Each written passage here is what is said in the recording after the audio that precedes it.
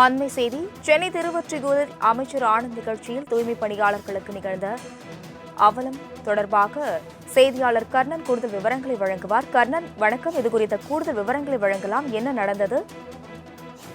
வணக்கம். சென்னை திருவொற்றியூர் சட்டமன்ற திறந்து வைத்த அமைச்சர் ஆனந்த் அமைச்சர் வருவதற்கு முன்பாக அலுவலக வாசலில் இருந்த காலணிகளை பெண் தூய்மை பணியாளரிடம் எடுக்க சொன்ன நிர்வாகிகள் உத்தரவின் பேரில் பெண் தூய்மை பணியாளர்கள் காலணிகளை கையில் எடுத்து சென்ற காட்சிகள் சமூக வலையில் வைராகியுள்ளது.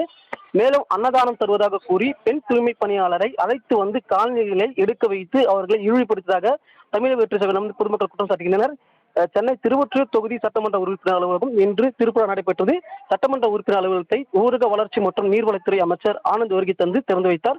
இது சட்டமன்ற உறுப்பினர், மாவட்ட செயலாளர் மற்றும் திருவொற்றியூர் தொகுதி நிர்வாகிகள் என அனைவரும் கலந்து கொண்டனர். இதில் கலந்து கொண்ட நிர்வாகிகள் அலுவலகம் வாசலில் அவர்கள் காலணிகளை வெளியே விட்டு சென்றனர். அப்பொழுது காலணிகள் வெளியே குவிந்து இருப்பதால் அமைச்சர் வருவார்கள் என கூறி பெண் தூய்மை பணியாளர்களை காலணிகளை எடுத்து அப்புறப்படுத்துமாறு நிர்வாகி கூறியிருக்கின்றனர்.